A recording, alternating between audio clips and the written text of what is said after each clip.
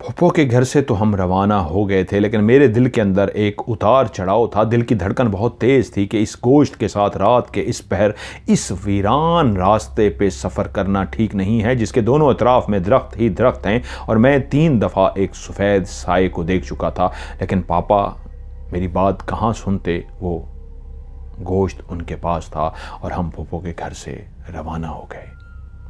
जब हम उसी सड़क के करीब पहुंचे तो मेरे दिल की धड़कन पता नहीं क्यों तेज हो गई। मुझे आज ऐसा महसूस हुआ कि इन दरख्तों के अंदर जो बिल्कुल खामोशी होती है, जो रात का गुप अंधेरा होता है, वहां आज खामोशी नहीं है। आज मुझे लग रहा था जैसे कुछ आंखें हैं उन दरख्तों के अंदर जो हमें छुप छुप के देख रही हैं। मैं उन दरख्तों की तरफ देखता, लेकिन मुझे लगता कि नहीं, मेरा वहम है। फिर मुझे महसूस होता नहीं, कोई है जो छुप छुप के बड़ी बड़ी लाल सुर्ख आंखें हैं जो हमें देख रही हैं।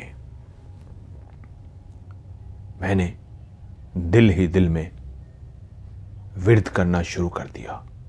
पापा फूफो के घर से निकलने से पहले ही अपने ऊपर फूंक चुके थे, इसलिए उनको कोई डर वगैरह नहीं था, लेकिन मैं बहुत ज़्यादा खौफजदा था। मेरे अंदर बहुत घबराहट थी और मेरे दिल की धड़कन बहुत तेज़ थी।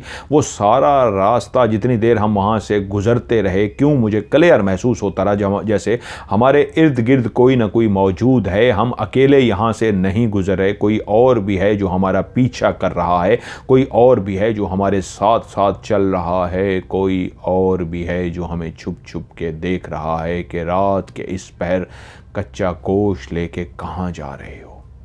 लेकिन अल्लाह अल्लाह करते हम अपने घर पहुंच गए। थके हुए थे हम, जाके सारे अपने अपने बिस्तरों में सो गए। अगले दिन उठे, रूटीन के जिस तरह काम होते हैं सारे काम काज में लग गए। लेकिन जैसे ही उसी रात सब सोने के लिए अपने अपने बिस्तर में गए, क्योंकि पापा घर पहुंचे थे, उन्होंने गोश्त वगैरह फ्रिज में रख दिया था और नॉर्मल सी बात थी, कुछ भी नहीं हुआ था। लेकिन मेरा दिल घबराया हुआ था कि हम पहुंच तो गए हैं, लेकिन जो मंजर मैं वहां देखता रहा हूं वो कोई नॉर्मल मंजर नहीं थे, वो खौफनाक था, कुछ तो गड़बड़ है। खैर सारा दिन नॉर्मल गुजरा और मैं भी शायद रिलैक्स हो गया कि हाँ शायद मेरा वहम था, कुछ भी नहीं, सब कुछ खैरियत से गुजर गया। अगला दिन भी गुजर गया कि यहां तक के रात आ गई। मम्मी अपने बिस्तर पर सोने के लिए लेट गई। मम्मी को लेटे हुए थोड़ी ही देर हुई थी कि पापा भी अपने बिस्तर पर उन्हीं के साथ लेटे हुए सो रहे थे कि एकदम से पापा की आंख खुली और उनको महसूस हुआ कि बिस्तर हिल रहा है, बिस्तर झटके ले रहा है। जैसे ही उनकी आंख खुली, उनको अपने पास लेटी हुई अपनी बीवी एक अजीब सी हालत में नजर आई, जैसे वो बिस्तर के ऊपर तड़प रही हो। जल्दी से वो उठे, उन्होंने लाइट जला दी और उनका मंजर बीवी को देख के एकदम से उस मंजर पे वो घबरा गए कि बीवी का वजूद बिस्तर पे लेटा लेटा झटके ले रहा था। वो झटके मार रही थी ऐसे जैसे उनके वजूद को करंट लग रहा हो और वो झटके ले रही हों। तभी पापा ने देखा कि उनके हाथ पांव मुड़ना शुरू हो गए और वो अपने हाथ पांव को अजीब अंदाज में मोड़ती जा रही थीं और वजूद को वैसे ही झटके लगते जा रहे थे। वो डर से गए, अभी तक समझ ना पाए थे कि उसी वक्त पापा की नज़र पड़ी। मम्मी का सांस बंद होना शुरू हो गया। वो इस तरह ऊंचा ऊंचा सांस लेना शुरू हो गई जैसे उनको सांस ना आ रहा हो। चंद ही सेकंड लगे पापा को सारी सिचुएशन को समझने में कि जिस तरह उनका वजूद झटके ले रहा था, फिर हाथ पांव मुड़ गए, अब उनका सांस नहीं आ रहा था। वो अपने मुड़े हुए हाथ पांव उसी तरह पड़े हुए थे बिस्तर पे, लेकिन गर्दन इस अंदाज में झटके ले रही थी जैसे उनको सांस लेने में बहुत मुश्किल हो रहा हो। पापा फौरी तौर पे समझ गए और फौरन वहीं पे खड़े खड़े मम्मी पे पढ़ के दम करना शुरू कर दिया। पापा जैसे जैसे मम्मी पे पढ़ते जा रहे थे, उनको अंदाज़ा हुआ उनके पढ़ने से उनके पहले तो जिस्म को काफ़ी झटके लगने शुरू हुए, ज़्यादा, जैसे पढ़ाई से उनको और ज़्यादा झटके लग रहे हों। लेकिन वो पढ़ते गए, लेकिन उनको लगा कि वो झटके आहिस्ता आहिस्ता कम होते जा रहे हैं, कम होते जा रहे हैं। और वो मज़ीद पढ़ते गए, यहाँ तक कि वजूद को झटके लगने बंद हुए और वो जो उनका सांस उखड़ा उखड़ा सा आ रहा था, वो ऊंचा ऊंचा इस तरह करके सांस ले रही थी कि उनको सांस नहीं आ रहा था। पापा ने देखा कि उनकी पढ़ाई की वजह से वो सांस नॉर्मल होना शुरू हो गया है, इस अंदाज में कि वो सांस बेहतर होना शुरू हो गया है। और पापा पढ़ते और उन पे फूंक मारते जा रहे थे, पढ़ते उन पे फूंक मारते जा रहे थे, यहाँ तक कि उनका सांस भी बिल्कुल नॉर्मल हो गया। उनकी आंखें जो बंद थी उन्होंने अपनी आंखें खोल दी, लेकिन टिकटिकी बांधे एक ही जगह पे उनकी आंखें ऊपर छत को देखी जा रही थी। अभी तक उनके हाथ पांव मुड़े हुए थे। पापा पढ़ते रहे और उनके ऊपर फूंके मारते रहे कि उन्होंने देखा कि वो मुड़े हुए उनके हाथ पांव आहिस्ता आहिस्ता ठीक हो रहे हैं। आहिस्ता आहिस्ता, बिल्कुल आहिस्ता आहिस्ता वो उंगलियां अपनी जगह पे ऐसे सीधी होती जा रही हैं। वो टेढ़ी मेढ़ी सी जो उंगलियां थी आहिस्ता आहिस्ता वापस अपनी जगह पे आती जा रही हैं। यहाँ तक कि अब मामा नॉर्मल सांस ले रही थी। हाथ पांव जो मुड़ चुके थे, पाँव की उंगलियां तक मुड़ी हुई थी, वो भी ठीक हो गई थी, लेकिन वो अभी तक छत को घूरे जा रही थी कि वो करीब गए। उन्होंने उनके माथे पे ज़ोर से फूंक मारी। उन्होंने अपनी आंखें बंद की और जैसे ही दोबारा आंखें खोली तो इस अंदाज में आंखें खोली कि उन्होंने अपने शौहर को देखा और पहचान के, जैसे आंखों में एक पहचान सी आ गई हो कि हाँ मैंने तुम्हें पहचान लिया है। तो बाबा बोले, अब आप ठीक हो? तो उसने कहा हाँ। मामा बोली हाँ अब मैं ठीक हूँ। पापा ने पूछा क्या हुआ है? उन्होंने कहा मुझे नहीं पता, मैं सोई थी कि मैं नींद में थी कि मुझे लगा कि किसी चीज़ ने मेरे वजूद पे आके कब्ज़ा कर लिया है, मेरे वजूद को जकड़ लिया है। और इस अंदाज में दो हाथ थे जिन्होंने मुझे क्लियर महसूस हुए, मेरी गर्दन के करीब आए और उन दोनों हाथों ने मेरी गर्दन को दबाना शुरू कर दिया। उसके बाद मुझे कुछ भी याद नहीं है। बाद वाला मंजर वो था जो शायद बाबा ने देखा था, लेकिन मम्मी ठीक हो गई। बाबा उसके साथ बैठे रहे और वो फिर सोए नहीं। अगले दिन वो उनको अस्पताल भी लेके गए, डॉक्टर के पास भी लेके गए, सारा चेकअप वगैरह भी कराया, लेकिन सब कुछ नॉर्मल था, कुछ भी ऐसा नहीं था। तो बाबा समझ गए कि इसका मतलब है मामला फिर डॉक्टर वाला नहीं था, कोई और ही था। लेकिन कुछ दिनों के बाद फिर एक अजीबो गरीब सा वाकया हुआ। बाबा रात को सोए हुए थे कि उन्होंने ख्वाब देखा, क्योंकि जो बाबा के हमारे दादा और दादी वो अल्लाह को प्यारे हो चुके थे। नींद में सोए हुए बाबा के वजूद ने झटके लेने शुरू कर दिए और मेरी मम्मी डर गईं और उनको झंझोड़ के जगा दिया कि वो ख्वाब में थे और गहरे ख्वाब में इस तरह झटके ले रहे थे कि बाबा जाग गए। बाबा ने पूछा क्या हुआ मुझे? तो मम्मी ने बताया कि मैं सो रही थी, मेरी आंखें बंद थी, कि मुझे ऐसा महसूस हुआ कि आप बेड के ऊपर झटके ले रहे हैं। मुझे ऐसा नींद के अंदर महसूस हुआ कि बेड मेरा हिल रहा है। मैंने जल्दी से आंख खोली, देखा आपका वजूद झटके ले रहा है, तो मैं समझ गई कि आप ख्वाब में कुछ देखकर डर रहे हैं। तभी मैंने आपको जगा दिया और आप नींद से जाग गए हैं। लेकिन क्या हुआ था? पापा कुछ देर खामोश रहे और उसके बाद बोले, मैंने बहुत अजीब सा भयानक ख्वाब देखा है। मामा ने पूछा क्या देखा है? तो बोले, मैंने ख्वाब में देखा है कि मैं अपने बिस्तर पर लेटा हुआ हूं और मेरी मां और मेरा बाप रात का टाइम है, दरवाजा खटखटाते हैं। मैं अपने बिस्तर से उठता हूं और चलता हुआ बाहर जाता हूं, लेकिन मैं परेशान हूं, सारे सो रहे हैं, रात के इस पहर कौन दरवाजा खटखटा रहा है? मैं जैसे ही अपने बिस्तर पे लेटा हुआ उस दरवाजे खटखटाने की आवाज को सुनता हूं तो मेरी आंख खुल जाती है। ये किस वजह से मेरी आंख खुली है? अभी मैं सोच ही रहा होता हूं कि फिर से दरवाजा खटखटाया जाता है, तो मैं बिस्तर से उठ जाता हूं कि बाकी बच्चे उठ ना जाएं। मैं चलता हुआ बाहर की तरफ जाता हूं तो दरवाजा और जोर से खटखटाया जाता है। तो मैं आवाज देता हूं, रुको रुको भाई, मैं आ रहा हूं, खोलता हूं। और मैं चलता हुआ दरवाजे के पास पहुंचता हूं। मैं जैसे ही दरवाजे को खोलता हूं तो सामने मेरी मरी हुई मां और मेरा मरा हुआ बाप सामने खड़े थे। उनके चेहरे बिल्कुल स्पॉट थे, यानी कोई मुस्कुराहट नहीं, संजीदगी थी चेहरे के ऊपर, कुछ भी नहीं था। और वो खड़े हुए थे और मुझे देख के बोले, आओ हम तुम्हें लेने आए हैं। मुझे एकदम याद आ गया कि ये मेरी मां है, मेरा बाप है, लेकिन ये तो इस दुनिया से जा चुके हैं। ये मुझे कहां लेने के लिए आए हैं? तो मैं एकदम से पीछे हटा और मैंने कहा, नहीं मुझे नहीं जाना आपके साथ। मैं ऐसे डर सा रहा हूं और उसके बाद मेरे वजूद ने झटके लेने शुरू कर दिए। मैं छुड़वा रहा हूँ, मुझे ना माँ पकड़ रही है ना मेरा बाप पकड़ रहा है। पकड़ने वाले मेरे माँ बाप नहीं है, सिर्फ उन्होंने इतना मेरा नाम लेके कहा कि चलो हम तुम्हें लेने आए हैं, लेकिन उसके बाद कोई मेरे वजूद को पकड़ रहा है और मैं वजूद को छुड़वा रहा हूँ। मुझे उसके बाद नहीं पता क्या हुआ है कि उसके बाद बीवी ने बताया कि आपका वजूद झटके ले रहा था और मैंने आपको इस तरह जगा दिया। लेकिन ये ख्वाब जो बाबा ने देखा था ये पहली दफ़ा नहीं था। अब वो इस ख्वाब को मुसलसल देखना शुरू हो गए। वो लेटे होते और मम्मी जाग जाती क्योंकि उनका वजूद झटके ले रहा होता, और वो जब ख्वाब से जागते तो मम्मी पूछती क्या हुआ, वही फिर से ख्वाब देखा है? तो वो खौफजदा आंखों में कहते हाँ वही ख्वाब देखा है, वो मुझे लेने आए थे और कोई मेरे वजूद को पकड़ रहा था। जिस तरह मेरे बाबा पूरे घर को दायरा कड़ा करते थे, क्योंकि शुरू में मैंने उनकी लाइनें इसलिए पढ़ी, वो कहते हैं आपकी वीडियोस देखते थे, आपके बहुत बड़े फ़ैन थे, जब तक आपकी स्टोरी नहीं सुनते थे उनको नींद नहीं आती थी। वो दायरा कड़ा आपसे सीख के जो आपने सिखाया था वो दायरा कड़ा करते थे, और मम्मी भी वही दायरा कड़ा करती थी। उससे कुछ दिन बाद मम्मी किचन में एक शाम काम कर रही थी।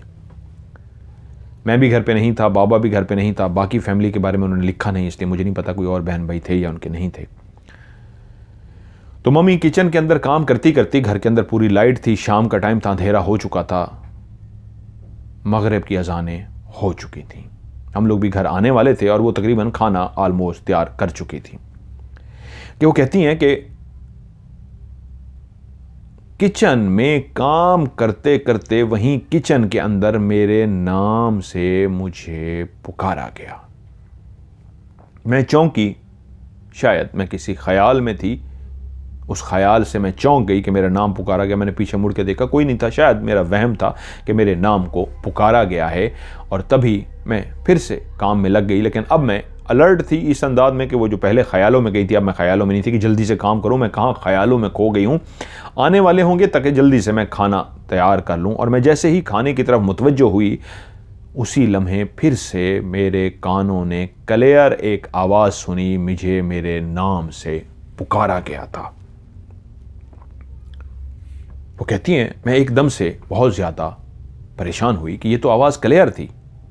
उस हांडी के अंदर वो चम्मच चलाते हुए मुझे महसूस हुआ कि ये तो मैंने आवाज़ को अब सुना है, और मुड़ी नहीं, वो हांडी के अंदर बर्तन चमचा चला रही थी कि आवाज़ दूसरी दफ़ा उन्होंने सुन ली थी कि ये तो मेरी आवाज़ है, मैंने क्लियर सुना है। तो तीसरी दफ़ा उन्होंने वही चम्मच चलाते हुए, अभी गर्दन मोड़ी ही थी कि मैं पीछे देख लूँ मेरा वहम है या क्या है।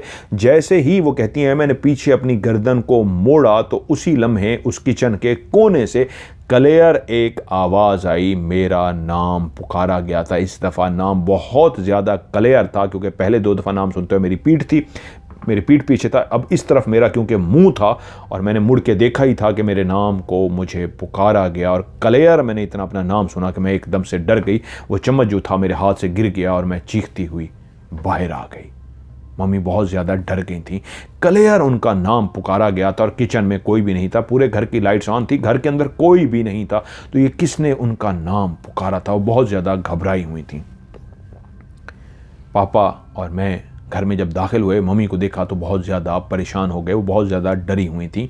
पापा ने पूछा क्या हुआ है, तो मम्मी ने बताया कि ऐसे 3 दफ़ा किचन के अंदर मेरा नाम पुकारा गया है। किचन में क्लियर मैंने किसी को अपने नाम लेते हुए सुना है। वो कहते हैं पापा ने कहा परेशान मत हो, कल मैं इमाम साहब को बुला कर लाता हूं, कोई हिसाब लगवाते हैं। अगले दिन बाबा गए, इमाम साहब को लेकर घर आ गए, और जैसे ही वो घर पहुंचे तो इमाम साहब ने घर के दरवाजे से दाखिल होते ही इस अंदाज में पढ़ाई करनी शुरू कर दी कि वो चौंक से गए, और उसके बाद आगे जूं जूं बढ़ते थे वो दरो दीवार को देखते थे और परेशान होते थे। बाबा उनको ये कह के बुला कर लाए थे कि इमाम साहब, मेरी बीवी किचन में काम कर रही थी कि उसने किचन के अंदर किसी को नाम पुकारते हुए सुना है, और वो क्लियर नाम था उनका जो 3 दफ़ा लिया गया। तो आप हमारे घर चलिए और चल के देखिए क्या माजरा है। तो इमाम साहब जो आए थे किचन के लिए आए थे, लेकिन जैसे ही घर के अंदर दाखिल हुए तो चौंक गए। ऐसा लगता था जैसे वो किचन की तरफ जाने के बजाय घर के अंदर ही रुक गए हैं और देखना शुरू हो गए कि ये क्या, ये तो दरो दीवार अजीब से हैं। तो वाले साहब बोले ये किचन इस तरफ है। तो उन्होंने गर्दन के इशारे से कहा कि खामोश, मुझे पढ़ने दो, मुझे पता लग गया है। वो पढ़ते रहे, इधर उधर देखते रहे, यहाँ तक कि वो किचन में गए, सारे घर को देख लिया और उसके बाद बोले मुझे पढ़ना होगा, ये घर जिन्नात से भर चुका है, कोई ना कोई ऐसी गलती ज़रूर हुई है कि वो चीज़ें तुम्हारे घर आ गई हैं और वो चीज़ें तुम्हारे घर में फैली हुई हैं। तुम्हारी बीवी का वहम नहीं है, वो बुरी चीज़ थी जो तुम्हारी बीवी ने महसूस की। और बीवी से मुखातिब हुए कि मेरी बहन, जब आपका नाम पुकारा गया था क्या आपको कुछ और भी महसूस हुआ था, जैसे कुछ बदबू? तो मम्मी को याद आ गया, हाँ मैं बताना भूल गई, मैं बहुत डरी हुई थी। पहली दफ़ा जब मेरा नाम पुकारा गया उस वक्त भी मुझे गंदी सी बदबू आई थी, दूसरी दफ़ा भी, और तीसरी दफ़ा मैंने मुड़ के जब देखा था उस वक्त बहुत ज़्यादा गंदी बदबू आ रही थी। इमाम साहब वहीं पे बैठ गए, उनको जो चीज़ें कहीं गई वो ला के दी गई, वो पढ़ते रहे पढ़ते रहे। पढ़ने के बाद वो बोले माजरा ये है। पापा से बोले क्या आप कभी गोश्त लाए थे इस घर के अंदर रात के 3-4 बजे? तो पापा ने हमारी तरफ देखा इस अंदाज में कि इनको कैसे पता लग गया हो। तो पापा ने कहा हाँ। और वो इमाम साहब बोले सैयद फैसल अली भाई, वो गलत किया था। ऐसे रास्ते से लेके आए थे जो पता भी था कि वीरान है, रात का टाइम है, वहां से नहीं लेके आना चाहिए था। ये बुरी चीज़ें उसी रास्ते से तुम्हारे पीछे आई हैं और वहीं से ही उस गोश्त के पीछे तुम्हारे इस घर तक दाखिल हुई हैं। तभी मैं बोल पड़ा। हंस कहते हैं कि हाँ मुझे उस रात बहुत कुछ महसूस हुआ था, जैसे कोई देख रहा हो, जैसे कोई साथ चल रहा हो, जैसे कोई आंखें छुप छुप के देख रही हूँ। लेकिन मैंने अपना वहम समझा, पापा लोगों को बताया नहीं था। और उसके बाद अगली ही रात भी तो अम्मी की तबीयत ख़राब हुई थी, तो इमाम साहब को बताया गया कि हाँ उससे अगली रात इनकी तबीयत भी बहुत ख़राब हो गई थी। और तब वाले साहब जो ख्वाब देख रहे थे वो भी वाले साहब ने बताया कि पता नहीं मैं एक ख्वाब मुसलसल देख रहा हूँ, मेरे वाले साहब इस तरह बाहर आते हैं, वालिद और वालदा मुझे इस तरह बुलाते हैं और कोई पकड़ता है। तो इमाम साहब कुछ देर मज़ीद पढ़ते रहे और पढ़ने के बाद बोले वो ख्वाब नहीं है, ये बुरी मखलूक़ात तुम्हें इस तरह के ख्वाब दिखा रही हैं। तुम्हारी बीवी को भी उसी बुरी मखलूक ने डराया है, तुम्हारी बीवी के वजूद को उसी मखलूक ने जकड़ा था। और वो एक गलती जो तुम उस रात को गोश्त लेके आ गए, तो उसी गोश्त की बदबू, उसी गोश्त की जो स्मेल थी उसके पीछे पीछे वो तुम्हारे घर तक आ गए हैं और तुम्हारे घर में उन्होंने बसेरा कर लिया है। तुम लोगों को तो पता लग जाना चाहिए, जिस रात तुम गोश्त लेके आए थे उसी रात ही तो तुम्हारे घर में कोई हलचल हुई थी या नहीं हुई थी। उन्होंने तो उसी रात अपना आप महसूस करा दिया था। तो हम लोग बोले हाँ उस रात हमारे किचन के अंदर इस तरह की शरारत हुई थी। उन्होंने कहा वो इसी चीज़ की ही अलामत थी। नहीं किचन की नहीं, उसने कहा उसी से अगले रात हमारी वालदा की तबीयत ख़राब हुई थी। उन्होंने कहा उन्होंने अपना आप उसी चीज़ पे ही महसूस कराया था। खैर मैं पढ़ाई कर देता हूँ, परेशान मत हो, लेकिन एहतियात बहुत करना।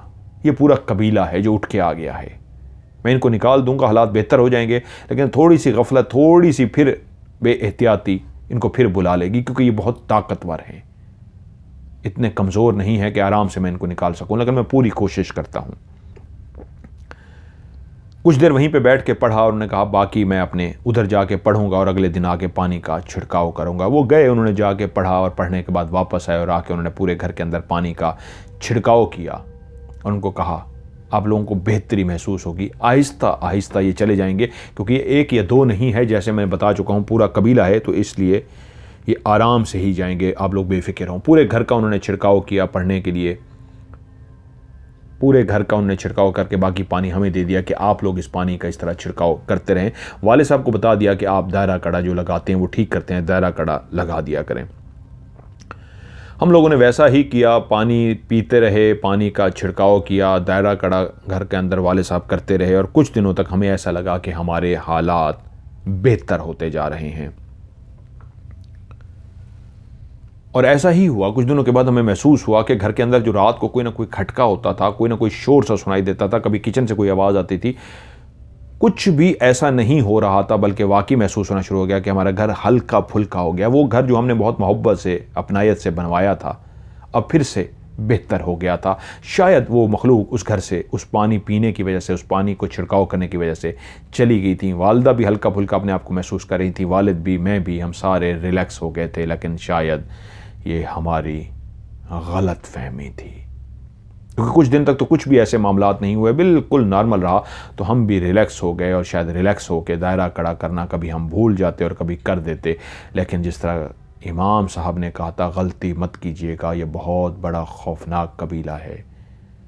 मैं कोशिश पूरी करूँगा ये चला जाए, लेकिन थोड़ी सी गलती फिर से इनको बुला लेगी। और ऐसा ही हुआ, हम कुछ दिनों के बाद रिलैक्स हो गए।